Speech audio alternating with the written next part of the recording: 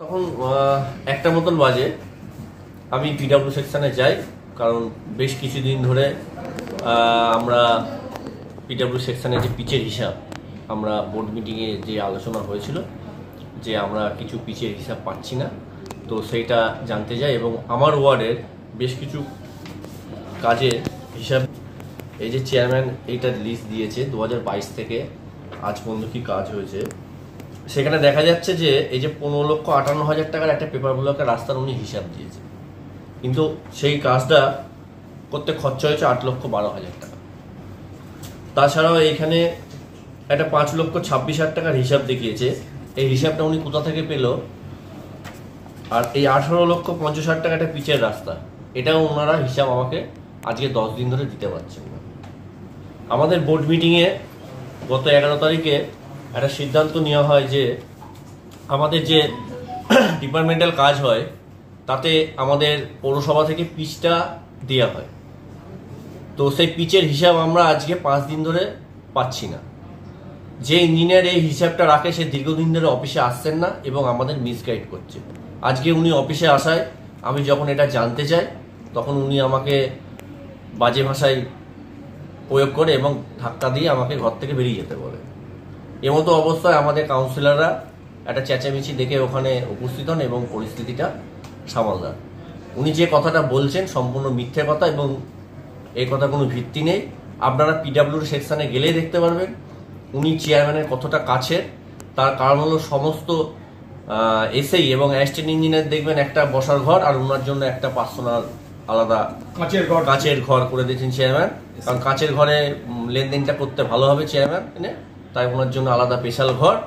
তো এটুকুই বলার যে 21/10/23 থেকে 7/11/23 পর্যন্ত পিচের স্টক মেনটেন করেছেন, তাতে দেখা যাচ্ছে যে 104 ব্যারেল পিচের হিসাব আমরা মাত্র পাচ্ছি। এই যে সুজিত পালের সই করা খাতা, এটা চেয়ারম্যানের লেখা কাগজ, এরপর থেকে আমরা কোনো পিচের হিসাব পাচ্ছি না।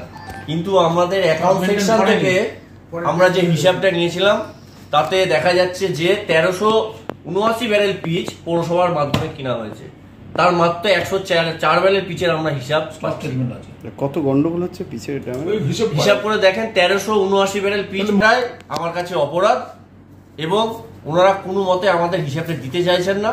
চাইতে গেলে এরকম আমাদের ওপর ব্যবহার বা আমাদের ওপর কি বলবো গালিগালাজ ওনারা করতে থাকছেন। উনি দীর্ঘদিন ধরে অফিসে আসছেন না, আজকে অফিসে আসে আমি গিয়েছিলাম এবং আমাকে ধাক্কা দিয়ে উনি বেরিয়ে যেতে বলেন। এর মতো অবস্থা কাউন্সিলররা বুঝে পরিস্থিতি সামাল দেয়। চাইছি এটা তদন্ত হোক সঠিক এবং সঠিক তদন্ত হয়ে দোষী যেন, তাই অভিযোগ জানিয়েছি ওনার এগেনস্টে, সুজিত পালের এগেনস্টে অভিযোগ জানিয়েছি। এটা প্রশাসনের মাধ্যম থেকে তদন্ত এবং দোষী যেন। এর মধ্যে ইনভলভ রয়েছে নাকি অন্য কেউ? সুজিত পালের সঙ্গে মেন ইনকোয়ারি করলে তো ইনকোয়ারিটা আটকে ছিল। এই পিচের হিসাবটা সুজিত পালই রাখতেন, তাই সুজিত পালের কাছে জানতে যাওয়া হয়েছিল। জানতে যাওয়ার পর এরকম একটা ক্যামেরা সৃষ্টি। সুজিত পাল কি নিজেই শুধু যুক্ত নাকি এর সঙ্গে অন্য কেউ যুক্ত রয়েছে? এর সঙ্গে অন্য কেউ যুক্ত থাকতে পারে, যেহেতু পিচের হিসাবটা সুজিত পাল রাখতো এবং এই যে লিস্টটা করেছে এটা সুজিত পালই করেছে। মূলত সুজিত পালকে আমি জিজ্ঞাসা করতে গেছিলাম, তারপর কি আপনি চেয়ারম্যানের কোনো যোগ? অবশ্যই। তারপর উনি চেয়ারম্যানের ঘাড়ে দোষ চাপান। ওনাকে নিয়ে যখন আমরা চেয়ারম্যানের ঘরে সমস্ত কাউন্সিলর নিয়ে আসেন, এর উত্তর চেয়ারম্যান দিতে পারেননি এবং এই হিসাব কিন্তু চেয়ারম্যান এখনো পর্যন্ত আমাদেরকে দিতে পারছে না, আজকেও দিতে পারেনি। আমাদের এই 5 দিন ধরে আজকে আমাদের নাকে দড়ি দিয়ে ঘুরাচ্ছে, কোনো হিসাব উনি দিতে পারছে। আমার তো প্রায় 1250-এর উপর পিচের দামের। ওরকমই। আর্থিকভাবে কত টাকা মোটামুটি? টোটাল 1,22,00,000 টাকার পিচ কিনেছে, তাতে যা হিসাব পাওয়া যাচ্ছে 10 থেকে 12 লক্ষ টাকার হয়তো পিচের আমরা হিসাব পাচ্ছি, বাকি পিচ হিসাব পাচ্ছি না। 1 কোটি টাকার কাছাকাছি পিচের হিসাব নেই। স্টক মেনটেনটা আপনারা দেখে নিতে পারেন, তো এর বাইরে কোনো খাতা ওনারা আমাদের দিতে পারছেন না। মাল যখন যাবে তার তো একটা স্টক রেজিস্টার থাকবে, স্টক রেজিস্টারটা উনি দেখাতে পারছেন না। কেন দেখাতে পারছেন না? ওনার হিসাবে গন্ডগোল আছে, উনি দেখান না স্টক রেজিস্টার। আমরা তো চাইছি দেখান, আমাদেরকে দেখাতে হবে না, জনসম্পর্কে দেখান। আমি কাউন্সিলর হিসাবে আমার তো অধিকার আছে স্টক রেজিস্টারটা দেখা। উনি আজকে দেখা, তাহলে তো প্রমাণ হয়ে যাবে উনি কি হিসাব দেখাচ্ছে। ওনাকে অফিসের মধ্যে গিয়ে উল্টো পাল্টা উনি সংক্ষিপ্ত কথা একটা উনি ওনার দোষ ঢাকার জন্য এটা একটা সাজাচ্ছে, এটা চেয়ারম্যানের সাজানো একটা পরিকল্পনা।